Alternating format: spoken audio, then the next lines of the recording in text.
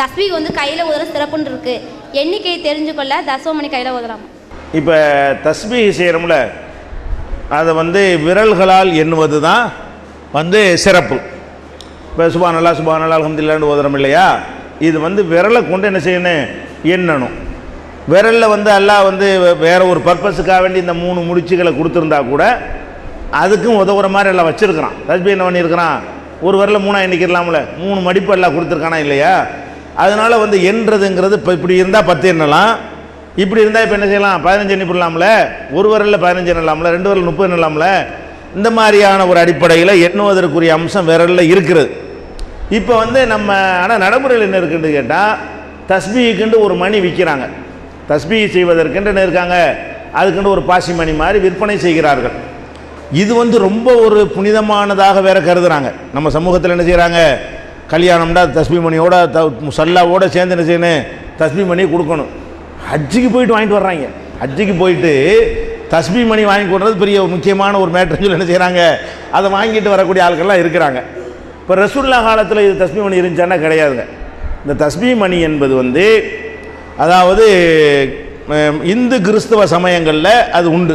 ஜெபமாலை என்ன, ஜெபமணி ஜெபமாலைம்பாங்க. அப்போ ஜெபம் செய்வதற்கான மணி, ஜெபம் செய்வதற்கான மாலைன்னு சொல்லி அந்த மக்கள்கிட்ட இருந்ததை தவிர அவங்கள்ட்ட இருந்த காலத்தில் ரசூலுல்லாஹ்வுடைய சமுதாயத்தில் இருக்கலை. ரசூலுல்லாஹ் காலத்தில் இவங்கெல்லாம் வச்சுக்கிட்டு இருந்தாங்க வேறு சமுதாயத்து மக்கள்லாம். அப்போ ரசூலுல்லாஹ்வுடைய சமுதாயத்தில் என்ன வரல, இது நுழையவே இல்லை.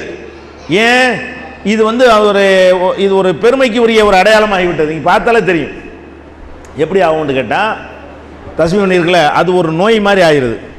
இந்த சில ஆளுக்கு கடையில் உட்காந்துட்டு இருப்பாங்க, கல்லாப்பேட்டில் உட்காந்துருப்பாங்க, அஸ்ஸலாமு அலைக்கும் அஸ்ஸலாமு அலைக்கும் பதில் சொல்ல மாட்டேங்கிறான், தஸ்பீஹ் செய்கிறாங்களாம். அஸ்ஸலாமு அலைக்கும்னு சொன்னால் இப்படி உட்கார்ற ஆளுக்கு கடையில் உட்காந்து பார்க்குறீங்க. எதுக்கு இது பண்ணுறாரு, அவர் பெரிய தீன்தாரின்னு காட்டுறாராம்.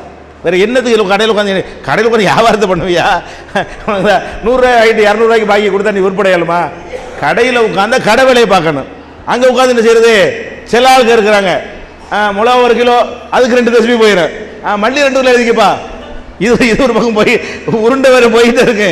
இது சொல்லிக்கிட்டே என்ன செய்வார்னு கேட்டால், அது பேசுறதுலாம் தஸ்பீஹ் ஆயிடும். வாங்க போங்க, நல்லா இருக்கீங்களா நல்லா இருக்கீங்களான்னு கேட்கறதுக்குள்ள 3 தஸ்பீஹ். நீ என்னத்தை என்றப்ப விளையாடுற மார்க்கத்தில் விளையாடுறதுன்னு செய்கிற. இந்த மாதிரி ஒரு மெட்டீரியலை வச்சுக்கிறோம் என்ன, சில மிஷின் வச்சுக்கிட்டாங்க. இப்போ இந்த நம்பர் கவுண்டிங் மிஷின் இருக்குல்ல, அதை வச்சு சரக்கு நம்பிக்கிட்டு இருக்கிறாங்க.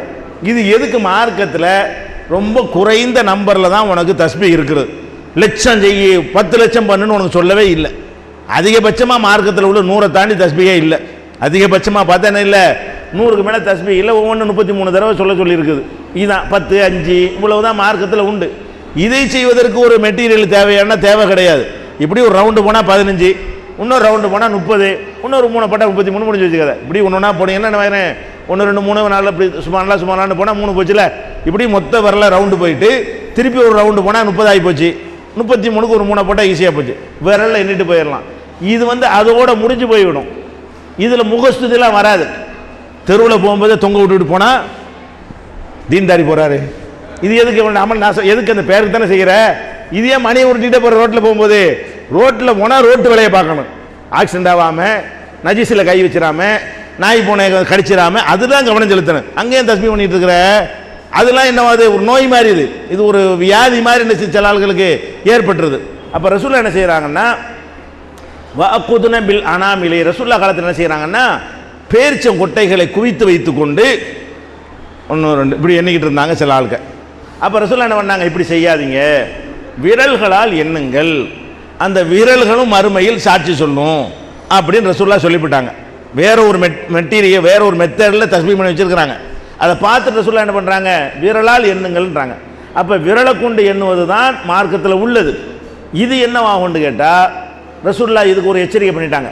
மன் தஷப்பஹ பிகௌமின் ஃபஹுவ மின்ஹும், யார் ஒருத்தங்க வேற ஒரு சமுதாயத்தின் கலாச்சாரத்தை பின்பற்றி நடக்கிறார்களோ இவங்க அவங்களை சேர்ந்தவர்கள். அப்போ நீ தஸ்பீஹ் மணின்னு பேரை வச்சுக்கிட்டீங்கனாலும் நீ ஜெபமணி கூட்டம் தான், நீ ஜெபமாலை கூட்டமாக தான் ஆகவே தவிர இதில் ஆக மாட்டேன், இந்த கூட்டத்தில் ஆக மாட்டேன்றாங்க ரசூல் ஸல்லல்லாஹு அலைஹி வஸல்லம். இதையும் அதை போய் காப்பி அடிக்கிற. இப்படி ஒன்று மார்க்கத்தில் உள்ளதுன்னா ரசூலுல்லாஹ் செஞ்சுட்டு போயிருக்க மாட்டாங்களா? தஸ்பீஹ் மணிங்கிற பெரிய நவீன காலத்து கண்டுபிடிப்பா. சும்மா புளியங்கொட்டையும் ஒரு மொச்சக்கொட்டையும் கூட கோர்த்து வச்சுக்கலாமே செய்கிறதா இருந்தால். அந்த காலத்தில் அவங்க செய்யத்தானே செஞ்சாங்க வேறு மதத்தில் உள்ளவங்கெல்லாம். அதை பார்த்துட்டு ரசூலுல்லாஹ் என்ன செய்யலை, அந்த மாதிரியான ஒரு காப்பி அடிக்கக்கூடிய தன்மையை சொல்லி தரல. அதனால் இந்த தஸ்பீ மணி என்பது பெருமைக்கு உரியதாகிவிட்டது, முகஸ்துதிக்கு உரியதாகிவிட்டது. தஸ்பீகை எண்ணுவதை விட அது நோய் மாதிரி என்ன செய்கிறது, உருட்டி கொண்டே இருப்பதுங்கிற ஒரு நோய் என்ன ஆகிறேன், அது மாதிரியான ஒரு மனநோய்க்கு கொண்டே தள்ளி விடுகிறது. சலாத்து கூட பதில் சொல்ல முடியாத அளவுக்கு இந்த தஸ்பீகுடைய இது அவருக்கு ஒரு மாயை ஏற்படுத்துகிறது. சில பேர் நிஜமாக போய் ஒரு துறையில் போய் தஸ்பீ பண்ணாருன்னு சொன்னால் ஒரு 2 வீலர் ஓட்டிகிட்டு இருக்கான், ஓட்டிகிட்டு உருட்டிக்கிட்டே ஓட்டினா நீ 2 வீலர் போய் சேர முடியுமா? அப்போ ஒன்று இதில் போய் சொல்லணும், இல்லை அதில் போய் சொல்லணும். நீ தஸ்பீயில் போய் சொல்லிட்டு இருந்தால் தான் ஒழுங்காக ஓட்ட முடியும். நீ நிஜமாகவே தஸ்பீ எண்ணிட்டு இருந்தேன்னு சொன்னால் உன் மேலே நீ ஒருத்தன் போதுனா என்ன பண்ணுற, நீ போய் இன்னொருத்தன் போதுனா என்ன, வண்டி ஓட்டிகிட்டு இருக்கிறான், கார் ஓட்டிகிட்டு இருக்கிறான், இப்படி வச்சுட்டு ஓட்டிக்கிட்டுனா எதில் கவனம் செலுத்துவான்? எதுக்கு செல்ஃபோன் ஓட்டிக்கிட்டு பேசிக்கிட்டு கார் ஓட்ட தான் சொல்கிறாங்க. செல்ஃபோன் பேசிக்கிட்டு 2 வீலர் ஓட்டக்கூடாதுன்னு எதுக்கு சொல்கிறான்? ஆக்சிடென்ட் ஆகக்கூடாது தானே. நம்ம கவனம், ஒரு மனிதன் ஒரு குறிப்பிட்ட ஒன்றை தான் கவனிக்க முடியும். ஒரு நேரத்தில் 7-8 விஷயத்தை கவனம் செலுத்த இயலாது. வியாபாரத்தை கவனிச்சா தஸ்பீ கவனிக்க இயலாது, வண்டி ஓட்டுறதை கவனிச்சா தஸ்பீ கவனிக்க இயலாது. நீ இப்படி 2 வேளையும் பார்ப்பேங்கிற. நடக்கும்போதெல்லாம் அதை போய் தஸ்பீ பண்ணி என்ன பார்த்து, நடக்கும்போது எதுக்கு உருட்டிட்டு போகிறேன், நடக்கும்போது கீழே பார்த்து ஒழுங்காக நடந்து போக வேண்டியது தானே. அப்போ இது வேணும் பார்த்தாலே தெரியுது, இதெல்லாம் ஒரு ட்ராமா. தங்களை ஒரு ஆன்மீகவாதின்னு காட்டுவதற்கு மக்கள்லாம் பார்த்து என்ன செய்யணும், நல்ல மனுஷன் அவர் கடன் கொடுக்கணும், அப்படியே நல்ல மனுஷன் மதிக்கணும், மூலானாண்டு கூப்பிடணும். இதுக்காக செய்கிற வேலை தான் இது. சராசரி மனுஷனை வாழ்ந்துட்டு போங்கப்பா, எதுக்கு தேவையில்லாமல்